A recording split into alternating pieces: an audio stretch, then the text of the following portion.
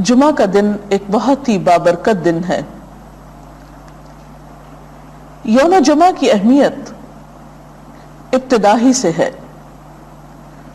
صحیح بخاری کی ایک روایت میں آتا ہے، حضرت ابو ہریرہ رضی اللہ تعالی عنہ سے مروی ہے کہ رسول اللہ صلی اللہ علیہ وسلم نے فرمایا، وہ بہترین دن جس پر سورج طلوع ہوا جمعہ کا دن ہے۔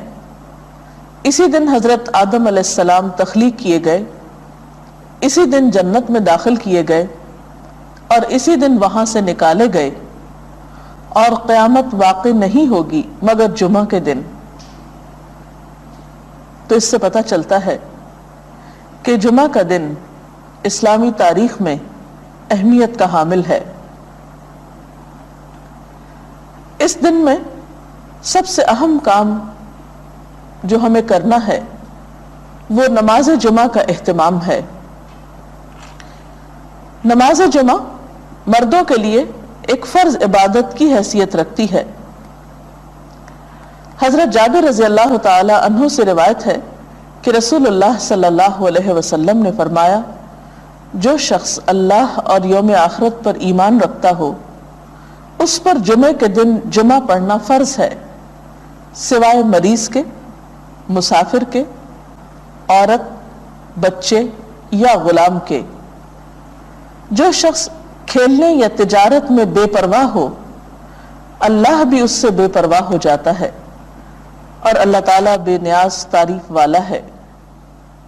تو اس سے پتہ چلتا ہے کہ جمعہ اپنی نماز جمعہ کے اعتبار سے بہت اہمیت کا حامل ہے، اور سوائے شرعی عذر کے جمعہ کو چھوڑ دینا انسان کے لیے محرومی کا سبب ہے، ایک بہت بڑی خیر سے۔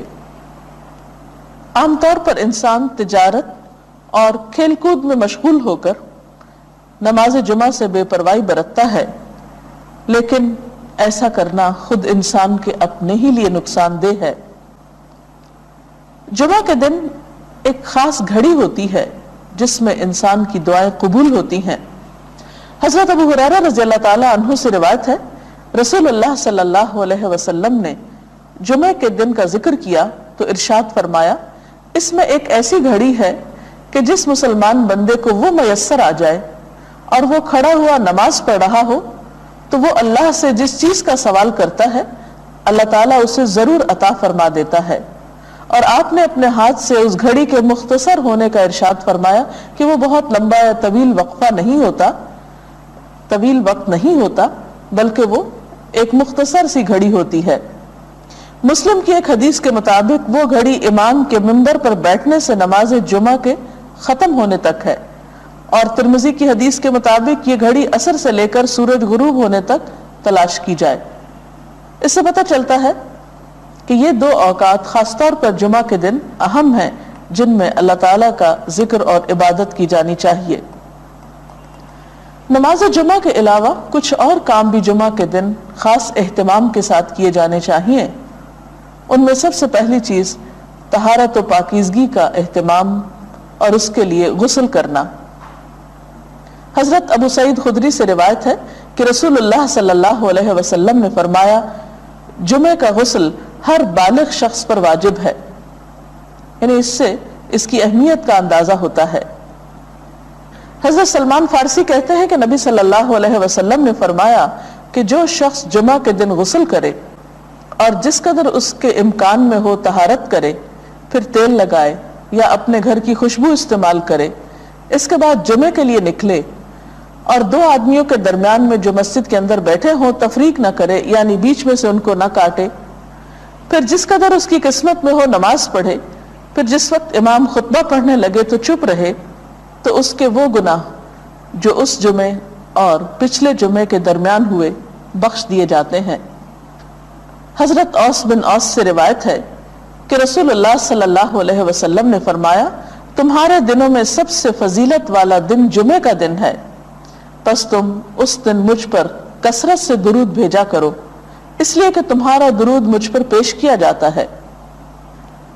اس کے علاوہ سورۃ الکہف پڑھنا۔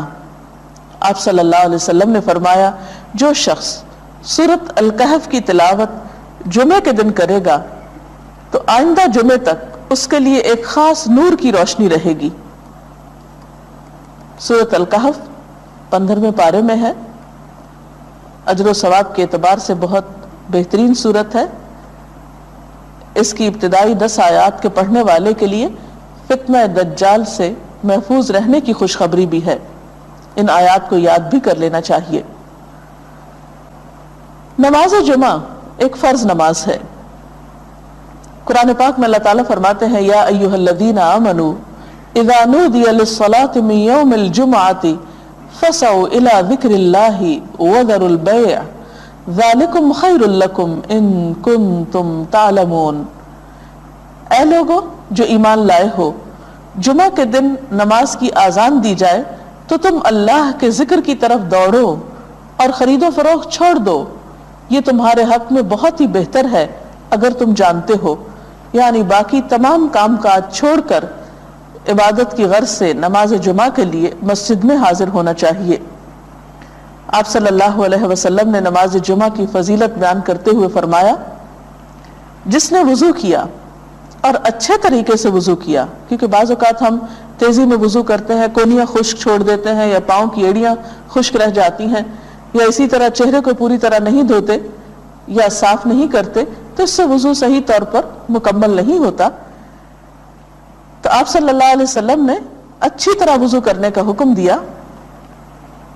फरमाया कि फिर वो शख्स जुमा पढ़ने के लिए आए और कान लगाकर खुतबा सुने और खामोश रहे तो उसके इस जुमे से दूसरे जुमे की दरमियानी मुद्दत और मजीद 3 दिन के गुनाह माफ कर दिए जाते हैं। इसमें आप देख रहे हैं कि खास तौर पर खुतबे के वक्त खामोशी का जिक्र है, क्योंकि उस वक्त तवज्जो के साथ बात सुनना निहायत जरूरी है। एक और हदीस में यह भी आता है कि अगर कोई शख्स किसी दूसरे को खुतबे के दौरान ये कहता है कि तुम चुप हो जाओ, यानी चुप कराने के लिए भी बोलता है, तो इसे भी एक लग़्व बात शुमार किया गया और नापसंदीदा करार दिया गया। नमाज जुमा न पढ़ने वालों के लिए आपने वईद भी सुनाई। हजरत अबू हुरैरा और हजरत इब्न उमर से रिवायत है, उन्होंने रसूलुल्लाह सल्लल्लाहु अलैहि वसल्लम को अपने मिंबर के तख्तों पर यह फरमाते हुए सुना कि लोग जुमे छोड़ने से बाज आ जाएं, वरना अल्लाह ताला जरूर उनके दिलों पे मुहर लगा देगा, फिर वो यकीनन गाफिल लोगों में से हो जाएंगे। और गाफिल दिल तो फिर एक बीमार दिल होता है, इंसान के अपने ही लिए तकलीफ देह होता है।